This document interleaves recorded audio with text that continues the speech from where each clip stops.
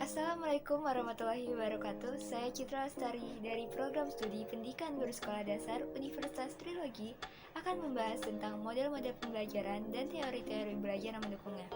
Pada kesempatan kali ini, poin-poin yang akan saya bahas dalam materi ini adalah yang pertama tentang pengertian model pembelajaran, yang kedua jenis-jenis model pembelajaran, yang ketiga karakteristik model pembelajaran, dan yang terakhir adalah teori-teori belajar.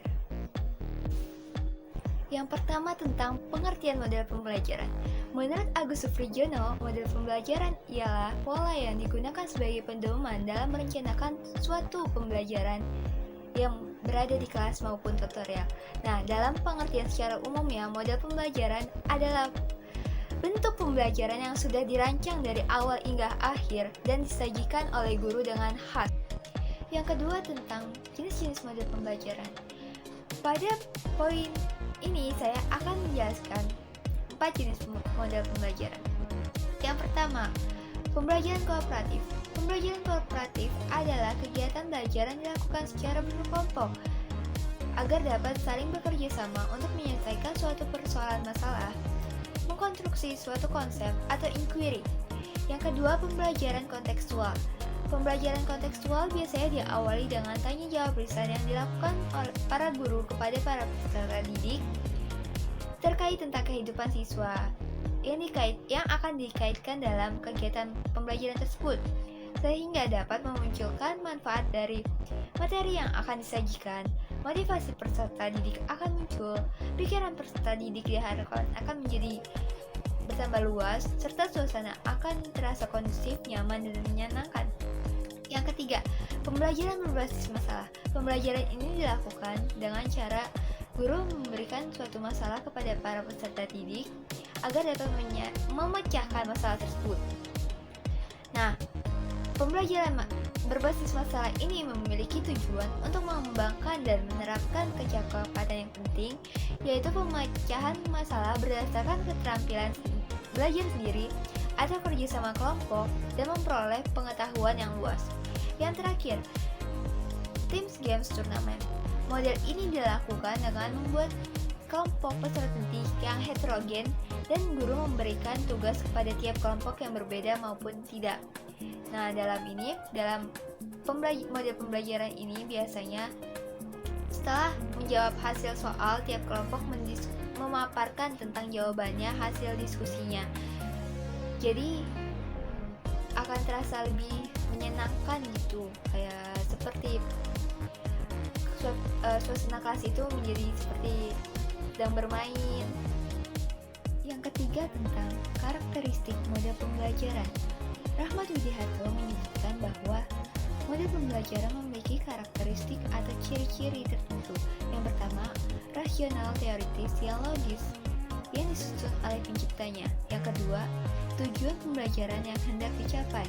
Yang ketiga, tingkah laku mengajar yang diperlukan agar tujuan tersebut tercapai. Yang terakhir, lingkungan belajar yang diperlukan agar tujuan pembelajaran tercapai. Selanjutnya, teori-teori belajar yang mendukung adanya proses pembelajaran. Pada poin ini saya akan menjelaskan 4 teori belajar. Yang pertama, teori behaviorism atau behavioristik. Teori ini beranggapan terjadinya proses pembelajaran karena adanya stimulus dan respon. Karena inilah yang dapat diamati. Sedangkan apa yang terjadi di antaranya tidak penting karena tidak dapat diamati. Yang kedua, teori kognitif. Teori ini beranggapan bahwa belajar bukan sekedar melibatkan hubungan antara stimulus dan respon, melainkan tingkah laku seseorang ditentukan oleh persepsi serta pemahamannya tentang situasi yang berhubungan dengan tujuan belajarnya. Yang ketiga, teori konstruktif. Teori konstruktif ini adalah metode pembelajaran yang lebih menekankan pada proses dan kebebasan dalam menggali pengetahuan serta upaya dalam mengkonstruksi pengalaman.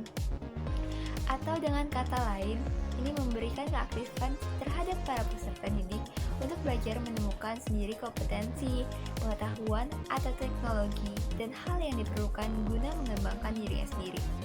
Yang terakhir, Teori humanistik. Teori humanistik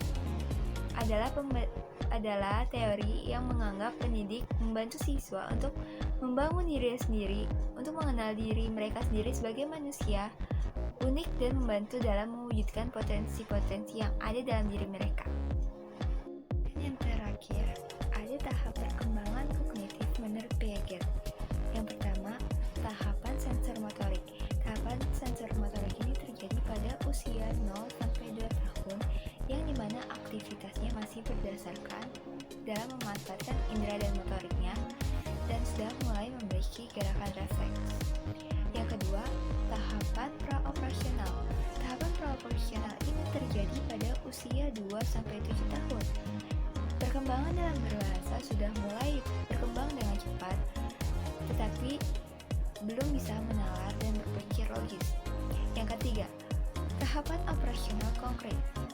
Tahapan operasional konkret ini terjadi pada umur 7 tahun sampai 11 tahun dan sudah mulai bisa berpikir dengan logika, mulai bisa diajak bekerja sama dan diskusi.